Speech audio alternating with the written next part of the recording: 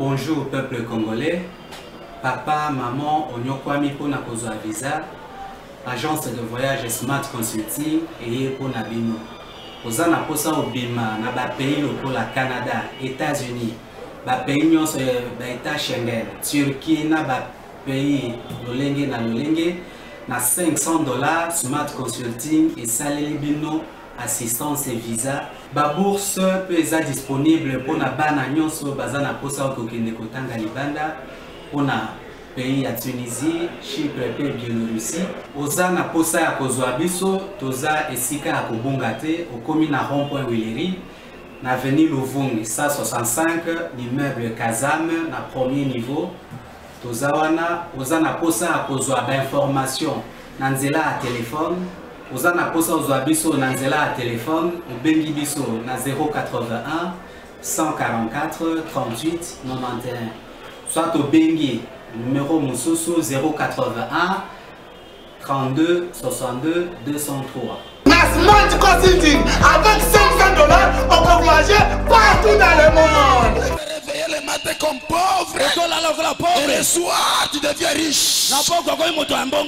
Tika na yebisa bino kokufa sabomengo kokufa sambongo ezali malédiction s'il vous plaît. Yango église Miracle ezali kobengisa bino na spécial 40 jours de l'école de richesse okoma mvwandu olongo la famille na yo na kati ya médiocrité na kati ya pauvreté s'il vous plaît. Et kobanda du 12 février le 27 mars 2021, Oyo, chaque jour de 8h à 13h, consultation prophétique, Oyo Kaelobeli Nankolo, Kolo, AP Sayo directive. Et bongo na pourquoi, prière ya Chinja Chinja, prière ya Moto, de 15h30 à 19h. Et longo na yemoko, le maréchal Antoine Bichamba Kijana, l'homme de force contre force, puissance contre puissance, prophète Moko, Totikala Naye, Awa na République démocratique du Congo. Oh, tuninga adresse, église Miracle, Ezwami na avenue Boka, numéro 38, quartier Joli Park, na commune Angaliema, arrêt Teknap, référence bureau ya Tango Fort. Papa, maman, rendez-vous à ne pas manquer na 40 jours Oyo, Yope, Okoma riche, Otikape Batras, na Mokili Oyo. Eh, nga nazanga teo, Ekeyo. Oui. Merci, mercredi, madame, on a bien ce Sika Bozali, Bozana Goma et Siko Wapi. Honorable député national Josué Mafoula, Akangamaki Mokolo, Lobi va débarquer en avion, c'est un gaz au vol à Kinshasa, pour être participer à un festival à Mani, va débarquer dans le service à DGM, va tenir un service à sécurité, Mbalamoro va juger la flagrance, Mitif Nayen, va lobi outrage à l'armée, à Fingaki ba militaire, à violer qui va mesure à couvre-feu, appeler qui peut na batoupe. C'est la ville morte pour na koboya likambo etali état de siège. Honorable Josué Mafoula azali liboso ya bazuzi lobika kalantame ya procès avocat na ye basenga eloko ngo benga ngoni na droit exception soulever que exception moko to kalelo soki composition ekoloba nini na likambo yango to komeka mwa mke kobeta lisolo nango na émission na biso mokola to tikala kaka na Nord Kivu na état de siège mbaloyo. Le gouverneur militaire, le lieutenant général Constant Ndima, Azui Mokano, Yakokata, avantages sociaux nyosoyo, et ça qui est réservé pour l'autorité politique et la province. C'est-à-dire, les députés provinciaux, gouvernement provincial Mobimba, na gouverneur, le lieutenant général Constant Ndima, Azui Mokano, Yakokata Yango. Nzokande, na ordonnance Ozagi signé Mokolo le 3 mai 2021, Oyo installé qui état de siège, tata mon conseil Kolo, na makoma na ye na mokolo to na tia ki ala atalisa ki ete esengeli batiki la autorité politique wana ba avantage na bango na période Oyo ya congé. 9 mois après, le lieutenant général Azui Mokano wana. Est-ce que le gouverneur Azui Makasi a kotelemela ordonnance? Tokobeta liso nango na émission na biso ya mokola lelo totika la mingi na makambo ya mobeko. nani naloba yango la fois passé King Kong ni na batami na sima ya likambo ya ram mbalo na tuna makasi oyo justice azweli yango wapi justice te lokola mutu non justice lokola appareil azweli makasi wana wapi ya kotelemela nyonso oyo ezobengama nyonso ezobundisa ram nyonso oyo ezotelemela ram justice azotelemela bon boyebi ke tata wisio bakangaka balibere déjà mais qu'on continue procédure pour la kotelemela ram procédure à sommation wana mur moko etelemi mur de Berlin na habité mur à Jéricho na habité mais mur moko etelemi.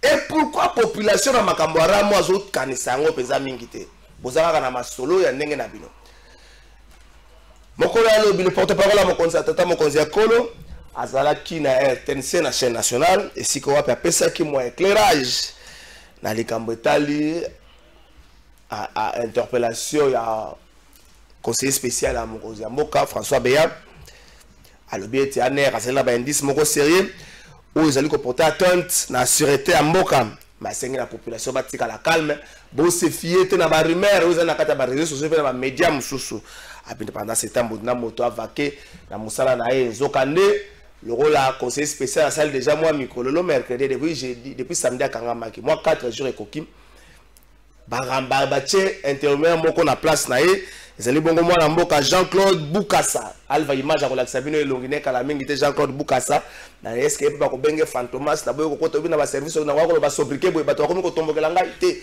abiaka ya yewana asana ba forcette c'est un bel homme yende akitani na François Béana poste wana conseiller spécial en matière de sécurité à chef de l'État l'état que dossier na ici là tokomeka mam kepe ko beta li solo nango na émission na biso ya mokola lelo bande koyo police o ba ebisi bino bobenga na bato na matadi kibala bobenga na bato te bo exécuter décision ya kolongola bato na marché pour ko benga ne ko bima mwa malamu te bosala ngo na mwa humanisme bobuka ba tablette bobuka eloko te bomeme eloko te bosala ngo na mwa humanisme c'est-à-dire que ah mama mesa awa baboyi botia ta ceinture moko we bato moye bakatsa bakota neseka ngo koteka te bakende calmement na bisika mususu. Merci na bino République démocratique du Congo héritage ya famille Tshisekedi te ya famille Bemba te ya famille Katumbi te ya famille Diakese te République démocratique du Congo mboka ya Congolais nyonso moi encore ya famille Biladi to ya famille Chabani République démocratique du Congo mboka ya Congolais nyonso siko zwame. Merci Nabino Nyonso pour un un peu partout en direct à YouTube. Vous pouvez s'abonner à la chaîne YouTube Nabiso. Vous avez un peu partout pour la question Nabino. Congo est présent sur satellite. Donc, attends, c'est là José, ma foule a zali alors oui la Nabiso sogina no audience bandite na pesi epe mboten et le monde a bandé Nyonso. Maître avec la question na pesi mboten. Mbote ndeko trésor kalafai mbote pe na ba tunyoso balandaka plateau de vérité. Merci Maître Hervé Diakese. To fungola ngomwa moke tout nous porte-parole à tata mokonzi ya kolo to ka ni nazo loba e bongo ko sala moi commentaire moi mokie mais na zalaki na ngiri na avenir sayo donc soko lisi mama poto continuer boko mona ngonga na ko sala commentaire te au concours to lansaki ya ba quartier le plus propre ezali vendredi to ko pesa bino ndenge ni to ko banda mais to ke na régie to ka porte-parole à mokonzi mboka ou de type tribal, hellénique ou régional. Le processus démocratique amorcé dans notre pays par la première passation pacifique du pouvoir en janvier 2019 est un acquis sacré à préserver à tout prix. Aucune tentative de déstabilisation de nos institutions démocratiques ne sera tolérée. De ce fait, durant le temps de l'enquête, il est demandé à la population de garder son calme et de vaquer sereinement à ses occupations quotidiennes. La situation est sous contrôle. Merci. Merci Alva Image, Maître Hervé Diakese, Ikambango. Moi et tout ça là, commentaire mingezate, mais au moins, rumeur est qu'on soit place, mon collègue lobby, porte-parole à mon compte Mboka, à communiquer officiellement, je crois que tout bayoki pasengi mingi na bato se calmer, surtout que rumeur ezotambola mingi biso ki communication officielle ezate oyo ezwaka esika eza rumeur. Lecture nous sala par rapport à la situation. D'abord ndeko Kalafai ngana lingaka nazala factuel, parce que musala to sali na makambo mubeko esengaka total d'abord ba fait. Et loko liboso je crois que tu oka na week-end oyo que ba kangi conseiller spécial et un chef de l'État. Ça c'est un fait. Donc on a akangami pe ya solo. Mais entre ko kangama na ye na communication ya gouvernement oyo ndetikalaki ba benga ngo ba spéculation to makanisi ya mutu na mutu. Au coup d'état, ba ndiko citer ba généraux, ba comment citer makambo webele. Wana na ba rumeur kaka. Na ba réseaux sociaux même pe ba ndeko na yo, ba collègue na yo ba pandisango, ba zalaki pe ko mingi ba koyaki na voilà. Ba faute professionnelle. Ya wana bi, ya wana photo za ka factuel. Et loko eza sûr bakangi conseil spécial. Et loko pe yaki ko confirmer yango, to monaki ba photo et circuler.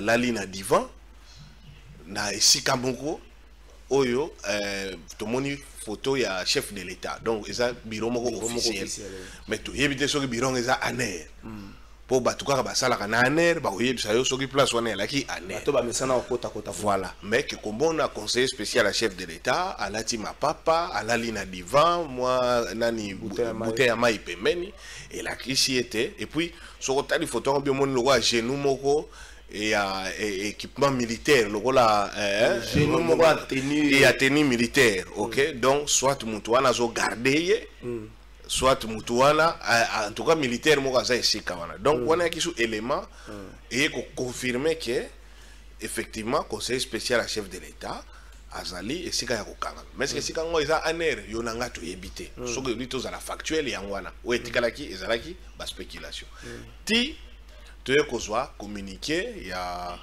nani nani porte-parole ya chef de l'État nani monsieur Kasongo Mwemba. Alors mais entre ba séquence wana du samedi à mardi soir la tolandi agitation devant siège ya IDPS tumbi ba pneu etc. ba komwa ba menace tweet voilà message yo est important. Et d'abord qu'on permette qu'on clarifie. Mais ce qui est totalement bien, version coup d'état et bimika na kamoko. Il y a famille politique, il y a chef de l'État. Mais version coup d'état comme na opposition. Non, depuis tout ça la factuel. L'État nous appartient à tous. Vous comprenez? Tout ça ba démocrate. Non, bah tu vas la possession bah information, bah élément d'information. Non, il y a une place photo à la très attention, la question de la sécurité de l'État n'est pas une question d'une famille politique. Et la question de la sécurité na bisonio, il y a un service de sécurité. Et ça la tant que comme il y a un service de sécurité police politique déplacé comme mbeba. Il y a un moni, n'a pas opinion. Mais dans le lobby noto zala factuel ozomona ou ils ont un fait c'est que ba interpeller qui conseil spécial ou ils ont pourquoi ils ont un fait parce que à part ba information ou est circulé na ba réseau tout est comme na ba image peut ils ont confirmé par porte-parole ya président de la République photo zala factuel na makam au moins le problème zala mboka biloko sérieux tuzoka na légèreté hein na nenga kosakana ozomona yango na mboka etosa makate eloko mususu ya pasi wana soko nazo sala analyse conseiller spécial en matière de sécurité à chef de l'État a autorité monene et puis ils ont likambo ya sécurité comment est-ce possible que esika akangemi ezala anerto anerte ba photo effuité mais ba lobaki ki bakanga ki pe moto non, que bakanga, ça c'est un autre problème. Mais que est ça là, man?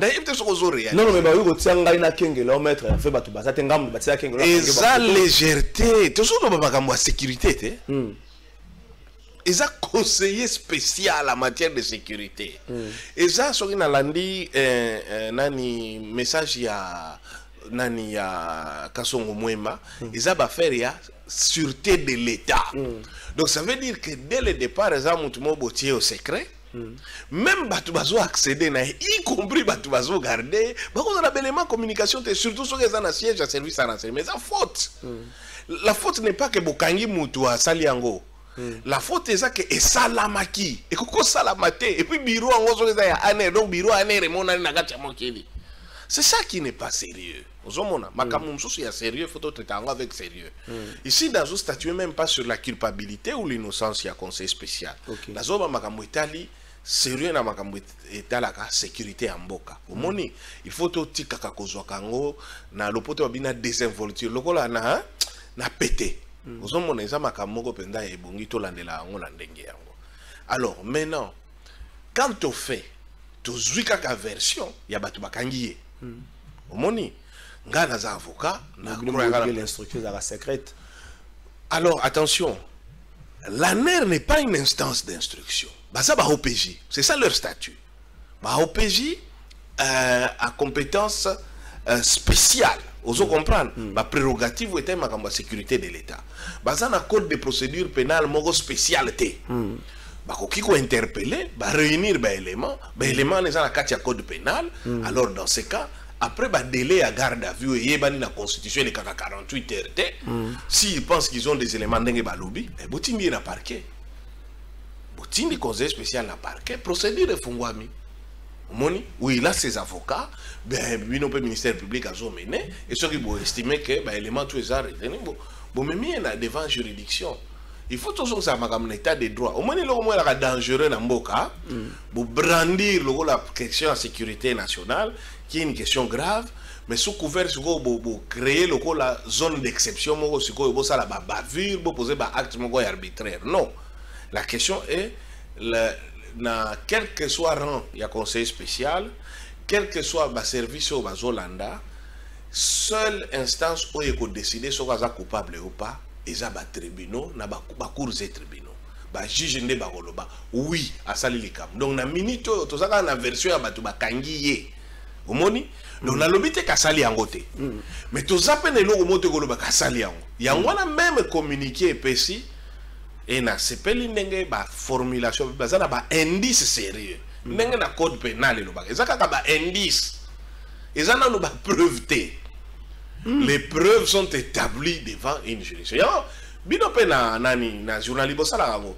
Boyoki likambozo vérifier ezana ba information. Ozomona avec comment ba renseignement, il faut ba information là ezala recouper. Ningo mona na bandaki na bito za la factuel. OK. To moni d'abord ba kangi, après to moni ba photo et puis to zui siko confirmation na porte-parole ya chef na ba poste stratégique local la wana. Est-ce qu'il y a même des soupçons au pesé les colons c'est déjà une fin de carrière douloureuse, peut-être pour une carrière qui a été élogieuse.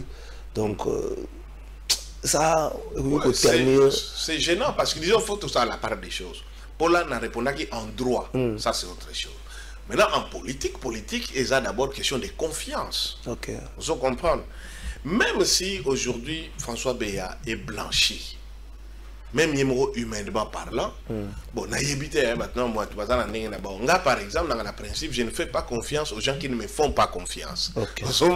Donc, c'est déjà, avant même, je tiens la position, mais ça dépend. Pourquoi? Parce qu'à un niveau, ce n'est plus une affaire d'état d'âme et de sentiments. Et après, la responsabilité, la secret dépositaire. Qui t'oblige à transcender peut-être l'amour propre. Mais sur le plan, il y a un rapport, parce que c'est un métier de confiance. C'est les types qui détiennent les secrets d'État, c'est les types qui centralisent l'information dans le service et militaire et civil, et c'est les types qui permet au président, Azo Sunga Mukonzi, Azo Mikano, et Longobani. Donc ceux qui confiance les associés, les amours passés. Mais il faut ceux qui n'attendent pas journaux. Apparemment François Beya a vraiment un rodé à service à renseignement et Kabandiango apparemment depuis même époque il y a maréchal Mobutu. Donc Aza Mutumoko a Bandiango les lotés. Donc Aza vraiment un officier de renseignement formé rodé. Mais malheureusement, voilà.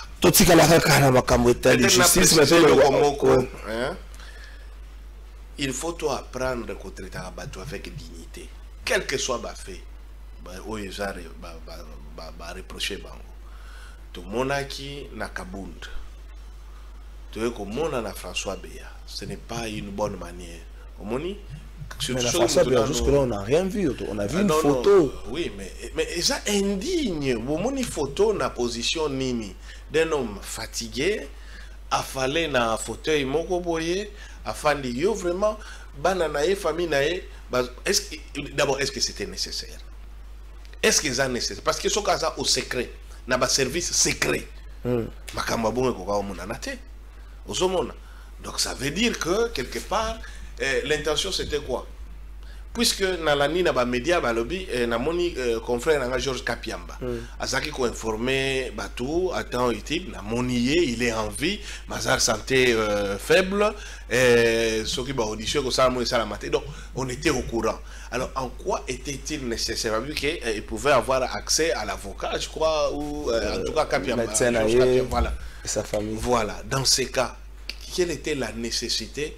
Il y a exposé bon ce qui intention il y a humilier que botalae place à commis et ça mabé tout tika la kaka la makamota li justice et puis sécurité toujours le cas honorable Josué Mafula député national oyo azaki débarqué lobby l'avion ngaka uta Goma à Kinshasa et puis directement liboso ba juge azali jugé na flagrance outrage à l'armée. Est-ce que la pénal la bisu une infraction outrage à l'armée? C'est ça, mais c'est dangereux quand en plus moni démocratie comme en péril chaque fois qu'on s'attaque aux représentants du peuple.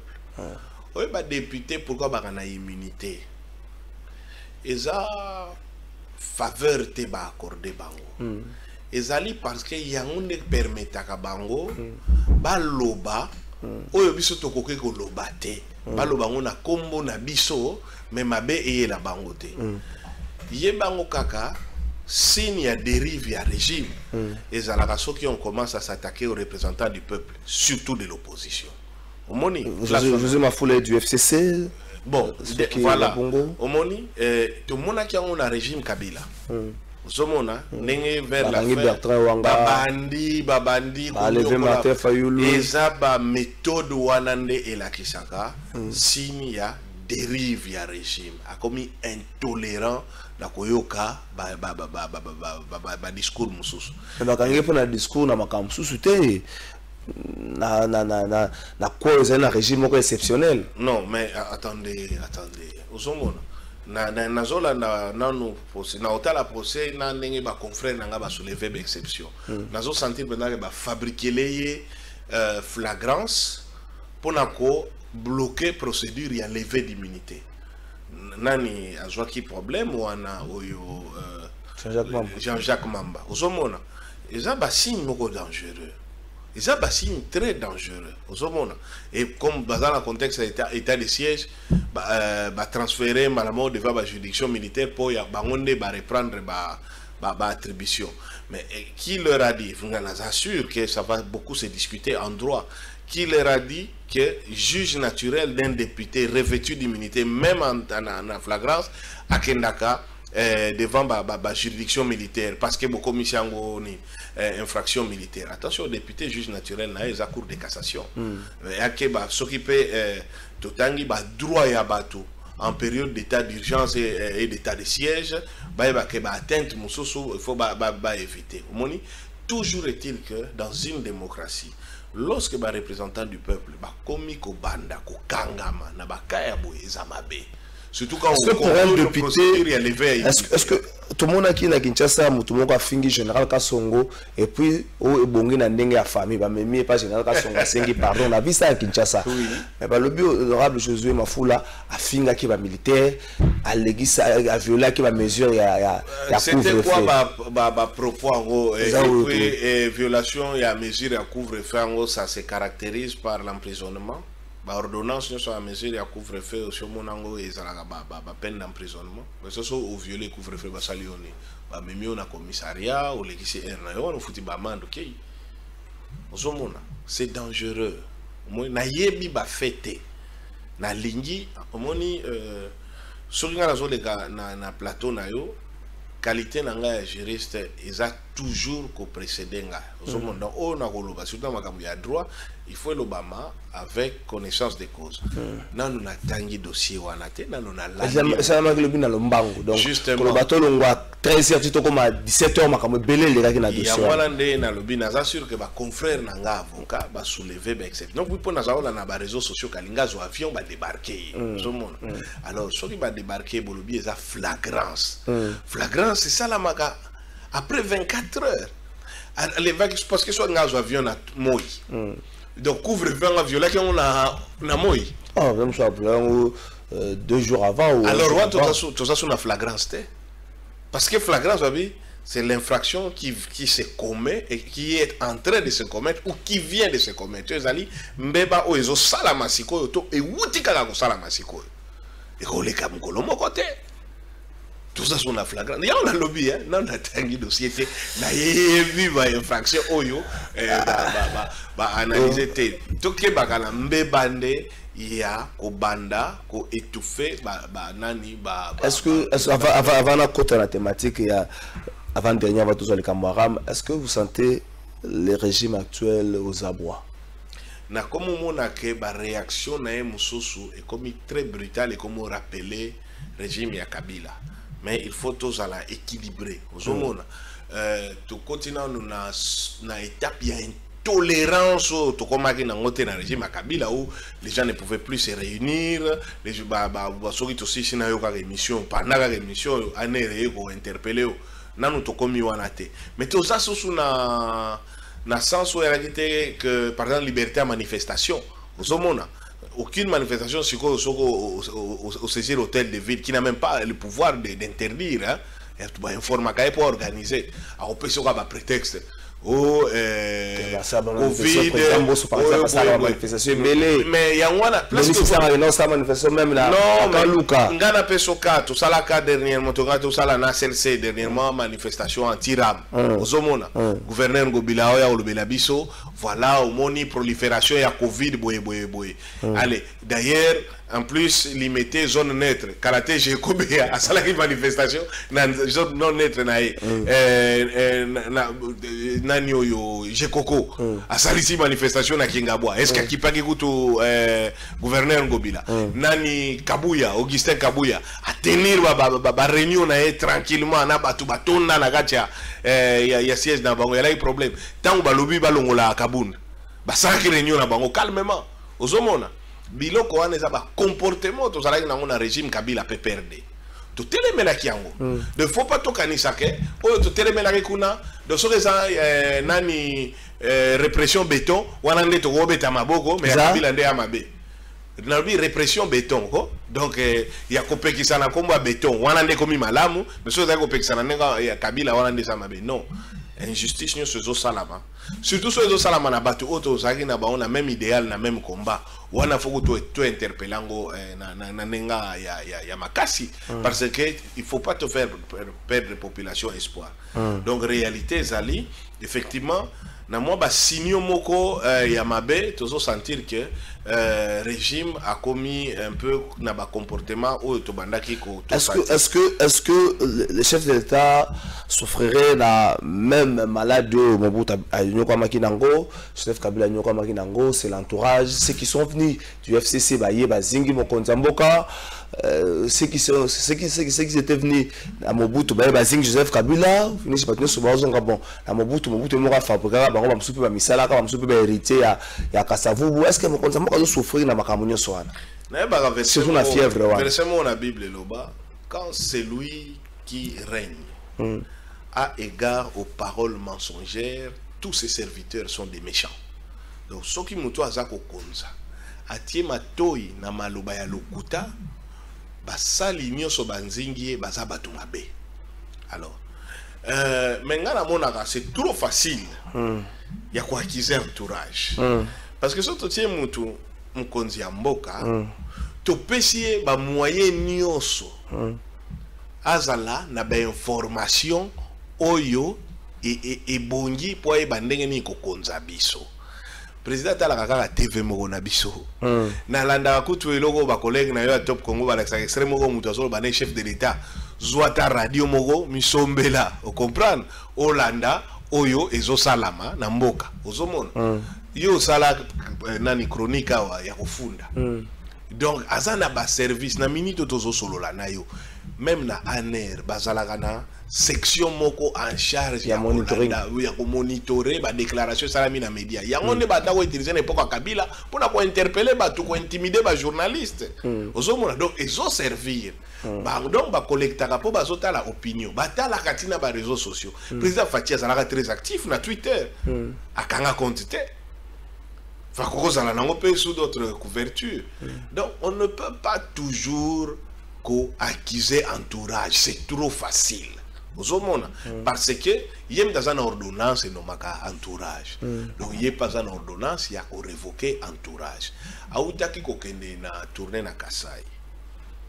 Na Kasai, ça qui est clair. Mokonzi, Ozingami, balobaki expression moko na Chiluba na sepela na oso ba mbivi. Donc, toi, baza autour na yo, baza miyibi. Alors, explique à Moutoundé.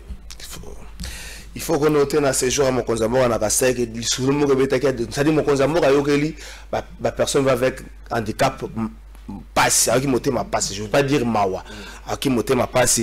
A joué à tiki mon seulement pour la personne avec handicap. Tata moko boali mwesi yango. Tata moko boali mwesi yango. Bon, Mokonzamora tiki.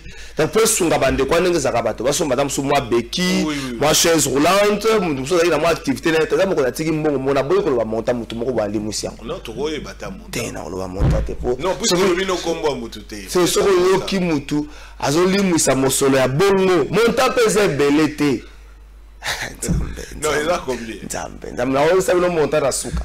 Mudali bisi monta ya mosolo ya bongo. Alors, mais avec des questions tout ce qui ça dans Nord Kivu avant tout son à Kinshasa dans la République démocratique du Congo Mobimba gouverneur militaire a su décision ya kokata avantages sociaux on a raison que dans le gouvernement provincial pe na ba député provinciaux bato mususu ba moni yango a mi pe 6 mois pouvoir koleka aussi longtemps l'ordonnance à Mokonza Mboka c'est otina bandeko na congé et stipule bien que bandeko ba continuer ko za avantage na bango kino mesure o ekosila na na pesi gouverneur militaire makasi ya hôtel mais l'ordonnance na c'était quand soit qui les conditions na yemo mais dans tous les cas de figure il y a un problème là mboko to respecter à mon côté so que l'ordonnance ya chef d'état et fixa qui va statut na ba avantage ya période transitoire pour état de siège déjà période transitoire et ça peine ba objectif moko précis alors il faut qu'à ordonnance mususu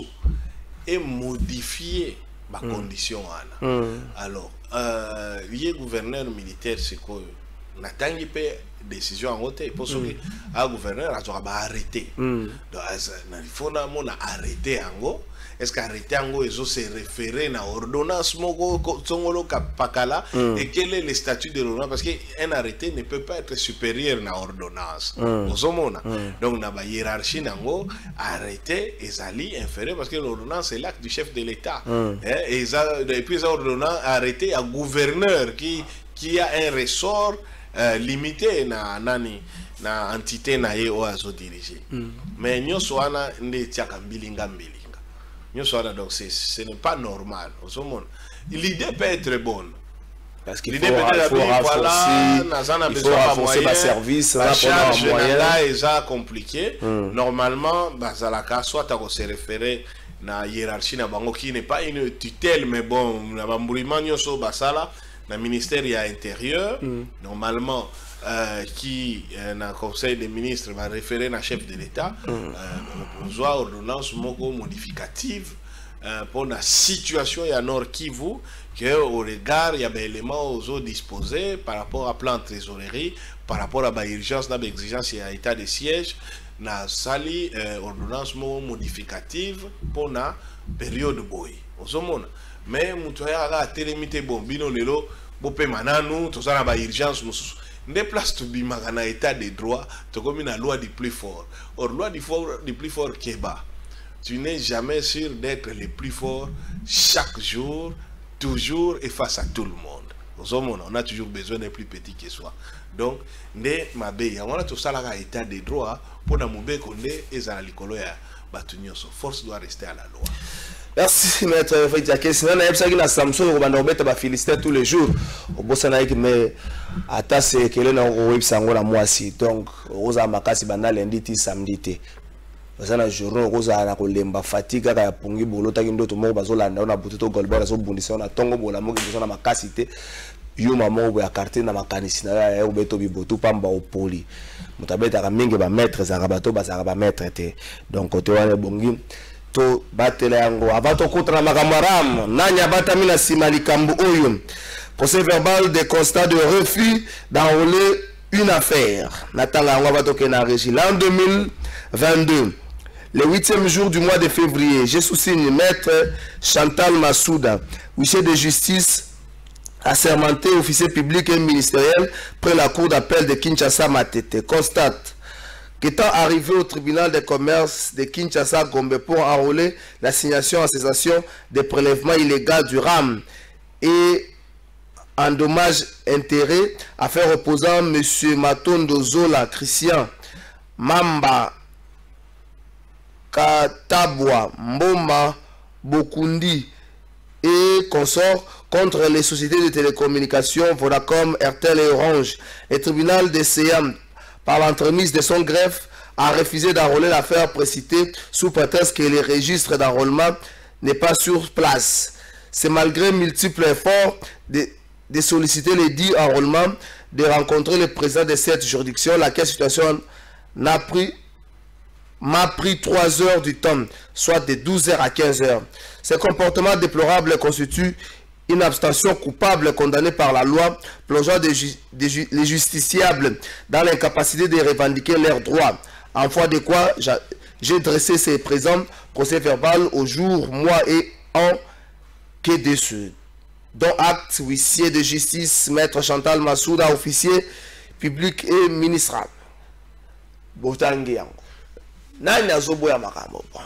Kana boyina kota makambo. Avant de mettre Hervé de Kesta dessus, tota nano Avenue Sayo na commune ya Ngingiri musala evanda bato balubi musala evanda bato bazosenga kaka musala bazongela population wana ke ba ngolo ya kobota ma lokola ambisio soki ba sencher utaka na Namibie ezomona nsusu te ke ba ngolo ya kobota ma wana pamba bandeko ba ya kozwa ngolo toke na régie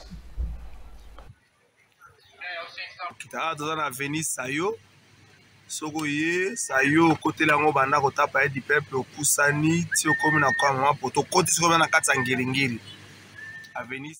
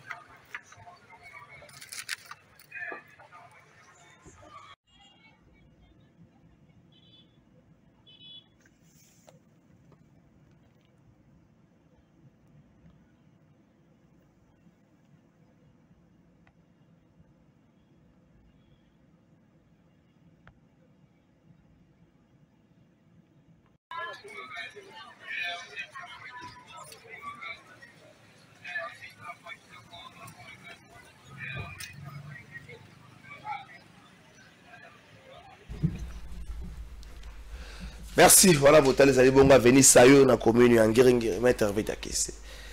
Likambo ya ram na tangi ya ngwawa na tangi PVO yo. Est-ce que cette histoire est évolué? Bon. Oui, c'est la salibo ba kokangelo bité. Bon, alors tozongela makambo bien. Yambo na remercier vraiment Plateau de Vérité parce que à travers Plateau na yo awa to betaki mbela makasi tango bakangaka greffier Jules Ngoyi.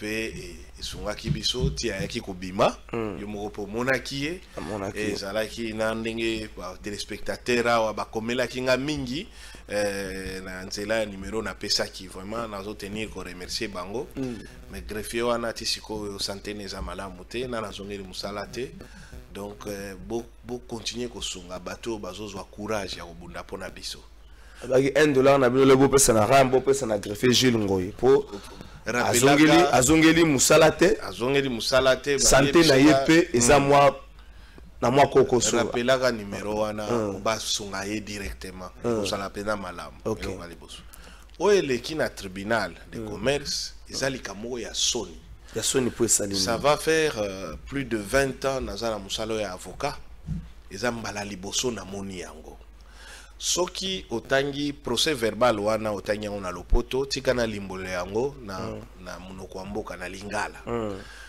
donc huissier de justice ezali bato oyo balapa seleka lelo tozali na ba huissier libéraux donc baza oyo bazaka susu bato ya l'état te kasi bazosala musala ya justice pour l'état apesi bango mbanu wana omoni neti ngai naza avocat nazali mutu ya l'état te mais justice elapisanga ndai mpona sala makambo ya kosunga bato bake kosamba bahuissier wana pe justice elapisa bango ndai mpona makomi bakosala mikanda bakotinda ezala na même valeur que oyo bafonctionnaire batikalaki ntango tokendaka kozwa fonctionnaire akende kotika mokanda na Vodacom, Airtel na Orange chef ya juridiction akangisi ye ndenge omonaki bakangi ye incitation à la désobéissance civile mpona asalaki mosala na ye ti ndenge tobetaki mbela ti baya kobimisa ye na makala na ndenge mpe bakolege na ye na mosala bazalaki solidaire kasi banda mokolo wana kobanga ekota na tribunal epai ya bagreffier ya bato greffier moko takondi baso amema makambo na bino naza na kanda na bango te naza na mawa mpo na bango po bango moko bayebi oyo bazosala eza libanda ya mobeko mutu oyo sikoyo azobangisa bango ebongi toyeba ye eza nani lobi na batongo baconfrère na ngai bakei na tribunal bomo mesano tolobi tosalaki sommation topesaka 24 heures kuta eleki kala na nyonso esalamaki kokanga greffier nini sikoyo tomoni ke Vodacom, Airtel na Orange baza kaka kokoba kozwa biso mbongo na ram alors tolobi sikoyo toye tofunda kofunda na tribunal de commerce po bazali ba société commerciale commerçant azala société to azala mutu soki likambo ya kofunda ye o etali makambo ya musala na ye ya mbongo bafundaka ye na tribunal de commerce na Kinshasa toza na 2 tribunaux de commerce moko eza na Gombe moko eza na Matete ba société comme siège social na bango eza na Gombe esika tokoki kofunda bango kaka eza na tribunal de commerce ya Gombe kofundela kisi nini bokosala assignation assignation eza lokwa mokanda oyo bokotikela bato bofundi po boyebisa bango nini tofundeli bino mpona boya mokolo songolo pakala na bato bakosamba mpona bino na biso tosamba liboso ya bazuzi alors mpona kosala yango bakendaka na service moko ya tribunal babengi greffe oyo esimami na bagreffier na bahuissier de justice ya bafonctionnaire pourquoi po bakopesa bino numéro d'enrôlement to numéro ya kokotisa dossier na liste ya badossier ya tribunal mpona soki babengi numéro wana boyebi eza numéro na bino ekotia na kombo ya bato bafundi après bango moko bakotala na badate na bango date nini likambo ekoki kosamba mapo il faut ko respecter délai na ya mokolo bofundi il faut au moins 7 jours na mokolo bofundi na mokolo ya kosamba mpona kopermettre parti wana a préparer défense na eza likambo moko esalamaka na mokili mobimba ndenge moko même atabiso na kisasa usalama esalama toujours avant na lobino nasi na kokisi na août 2021 oyo 2022 na août 2022 oyo na kozala na 22 ans ya carrière ya avocat soki na bakisi ndenge na aka défenseur judiciaire de 97 à 2020 Donc so na baxi 3 ans wana na comme le on a 25 ans ya carrière. Eza mbala ya liboso. Na moni greffe. Et boyi ko enrôler dossier. Ozomona. Eza likambo salama te po ezali babengi. Eza même pas déni de justice. Déni de justice ezali ba boyi ko pesa yo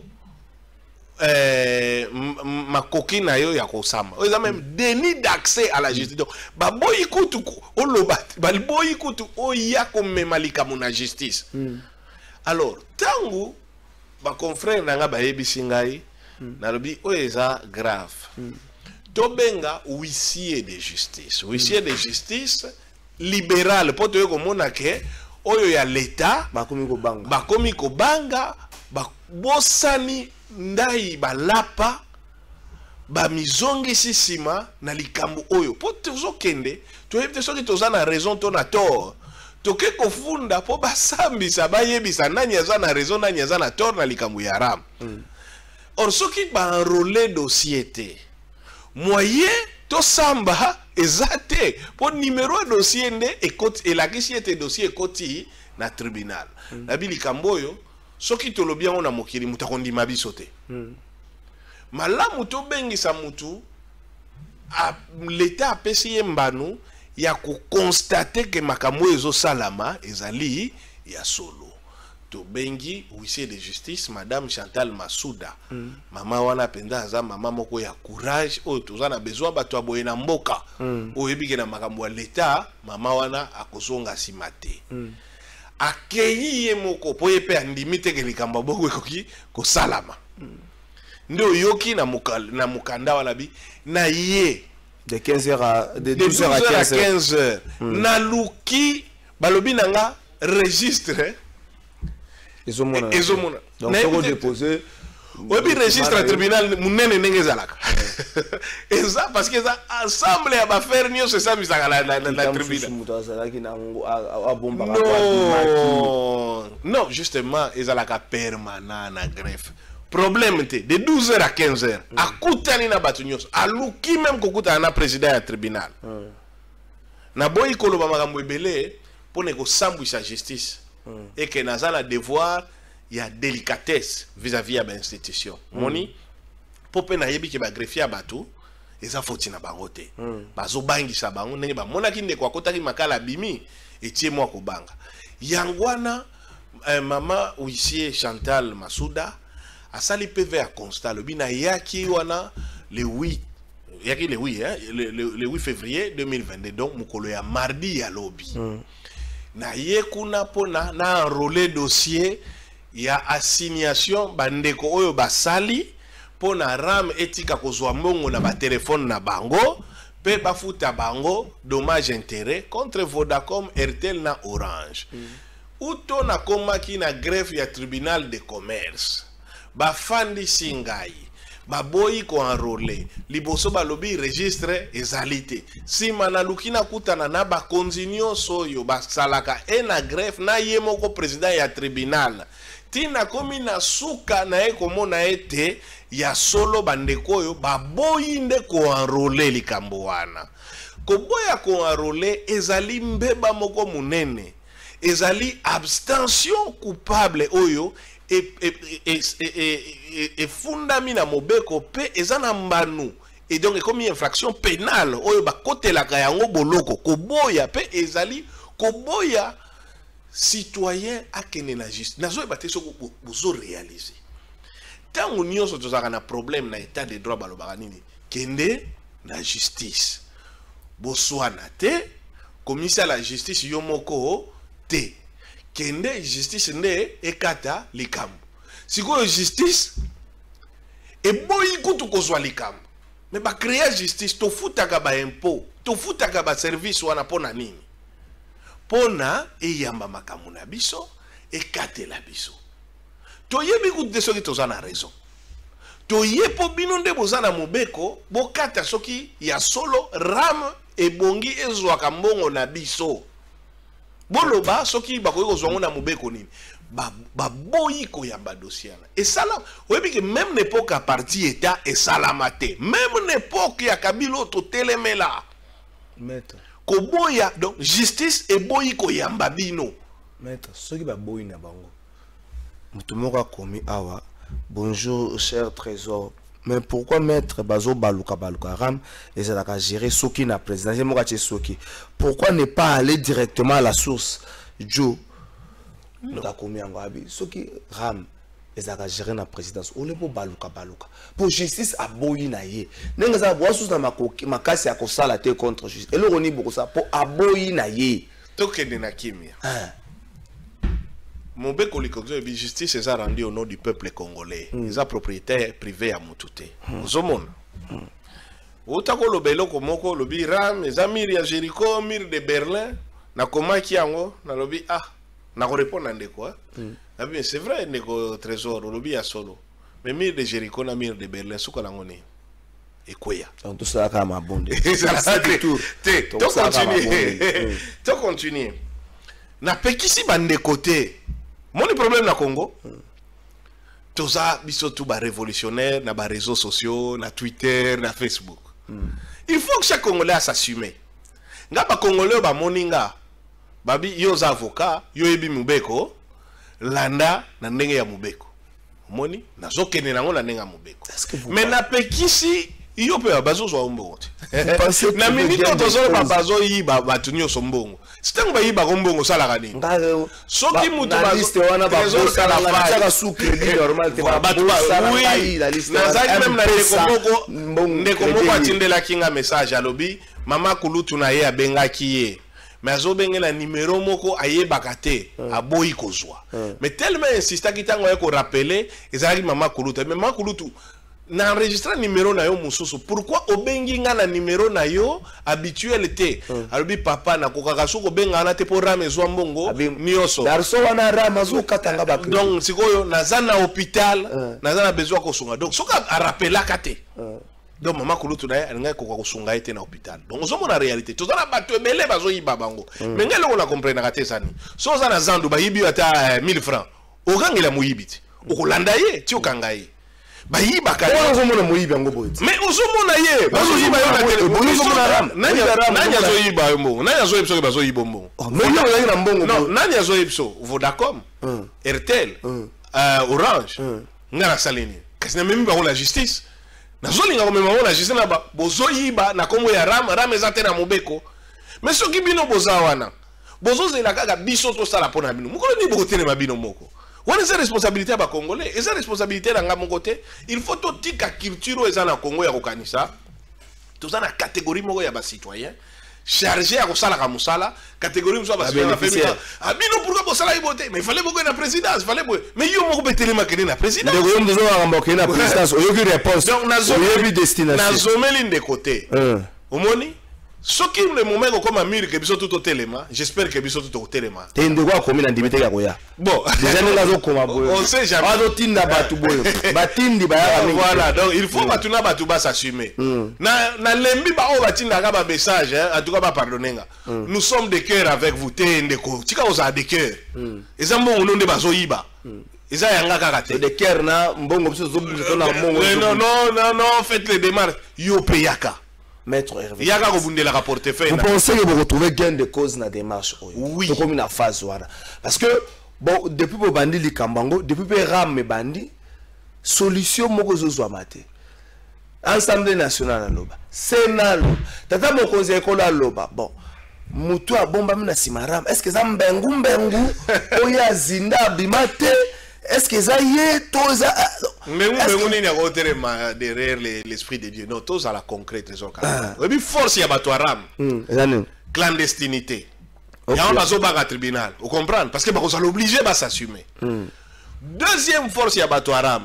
Résignation à Congolais. Ok. Eh bien, tous ceux qui ont $1 à Romesalana et Zalamorien, Baotiaga Makele, Barolemba. Ba message à Congolais. Soit à gagner na Twitter, à gagner na Facebook, après à continuer. Mais là, on va zobosana. Et zoba qui sa kanda ya batu ebele, oyo bazaka ni na Twitter ni na Facebook. ba mama oyo bakokaka suko benga te baleki na biso bazala bisiki ebele na bamboka ebele baza ko soulever armée moko ya ba géant oyo kokwesa ba mira Jéricho ala nyonso eloko bazobosana omoni biso tozala kwa dernier rempart ya ko régler likambo wana na ndenge ya facilité topekisi mboka te ezwa taxe soki bazala taxe na topekisi mboka te ezwa ba impôt topekisi bayiba mbongo ya population bazwaka mbongo ya mutu te libanda ya mobeko ozomona soki bakozwa na baentreprise bazwa me batika koyiba mbongo na biso ozomona omoni likambo ezali bazoloba kaka eza mwa mbongo mukie me mbongo mukie ya banani so ozozwa $1 na chez 10 millions de personnes ozwi 10 millions mbala moko ozo comprendre nango combien de fois par mois et combien de mois par an.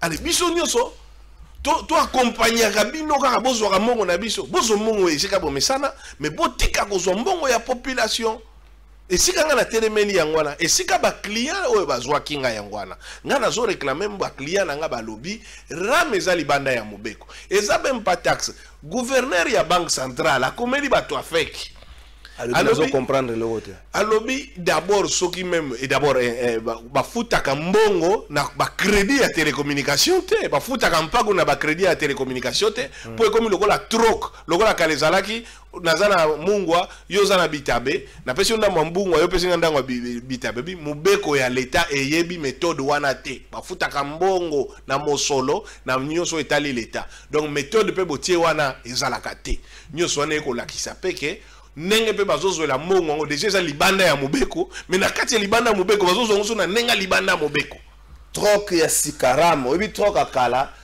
tangu ba kolomba ye ezaki na ba ndenge ça dit mutu mwindu ara na posa ameka pantalon so ekotaka ndenge na makolo mais le roi azana pantalon te kolo siko azana pantalon ariko ka yango mona ko mundele moko azaka na espace moko munene na mboka nzoka zwaka nanga na pantalon so mutu munda so ngameka est-ce que pantalon ba so ke koti na kotambola donc ça ndenge mona ram c'est le maître vengaite ya ndenge mona ram c'est le gouverneur ya banque centrale c'est le gouverneur c'est le maître c'est le gouverneur ya banque centrale donc troc ya sikana RDC comme na ram mais siko ba kolo ba zo meka e ba ça ba indigné ba zo meka est-ce que pantalon ko kota malo kolo malamu botika boye.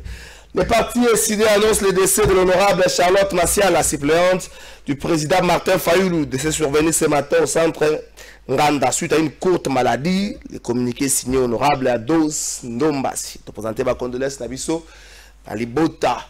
Il y a honorable Charlotte Massial à la bana Delvo Nyonso, parce qu'elle est moko à bana Delvo.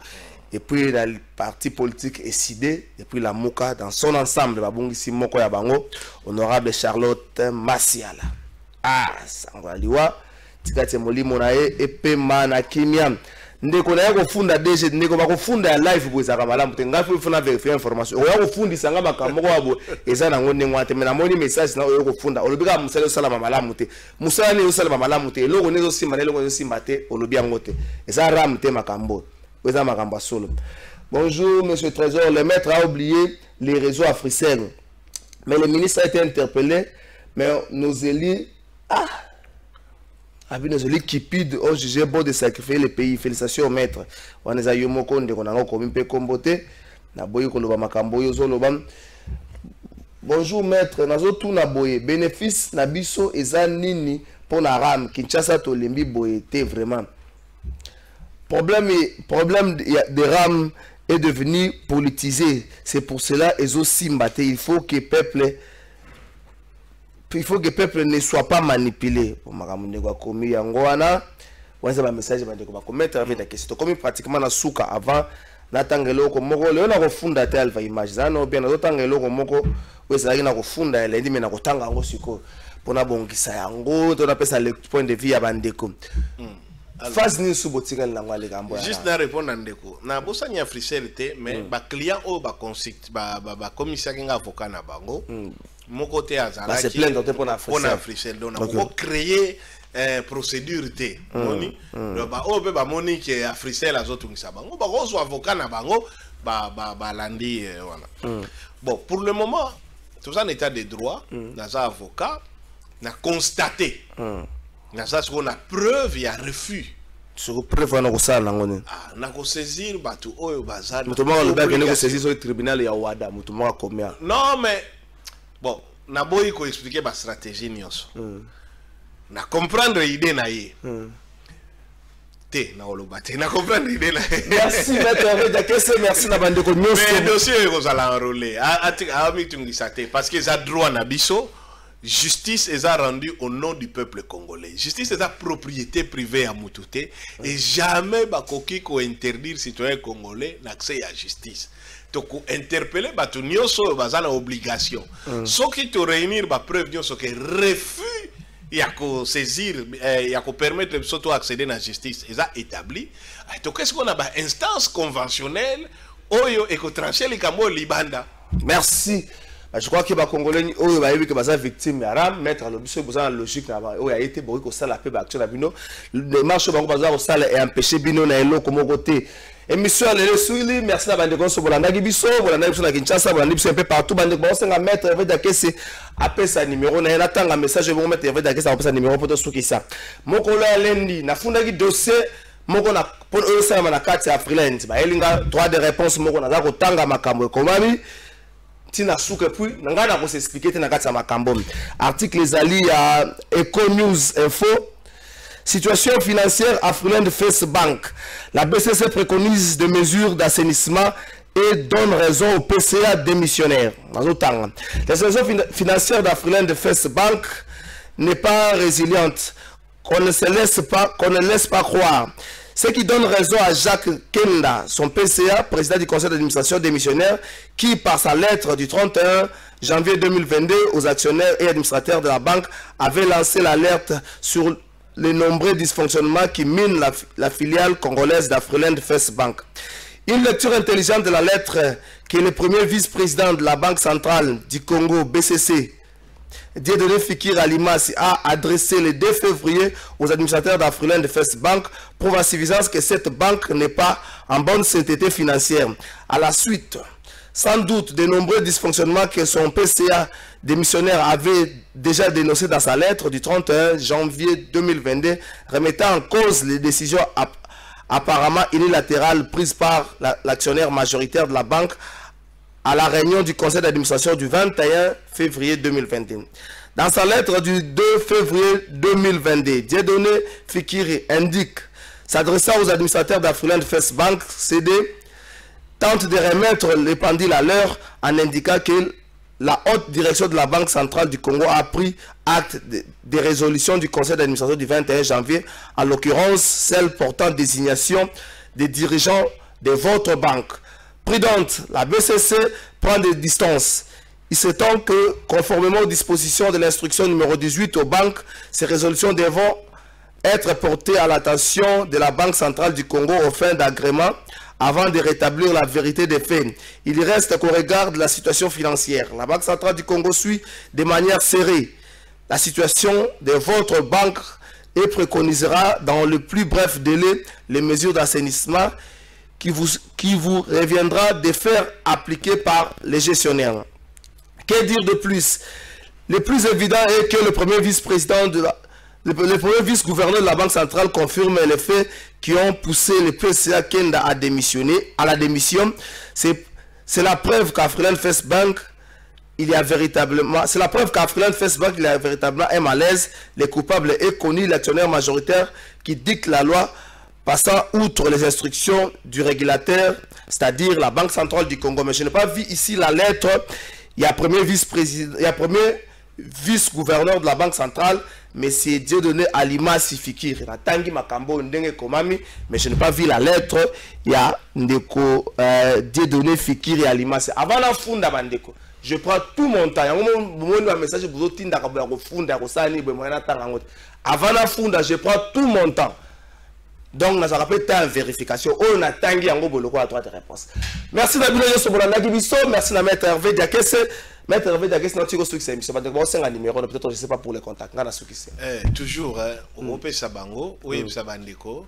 Vu l'occupation, en tout cas, appel direct que la mois passé, ça a un message écrit par WhatsApp ou bien par message normal. Moko na reçoit toujours temps ya ko répondre bango. Pour soi c'est les 0 089 089 55 55 55 55 833. 833. Merci Nabino Soné Tokutani Mokola la faille, ce que vous rappelez bango greffier Jules Ngoyi. Merci. Na vous rappelez Mokola.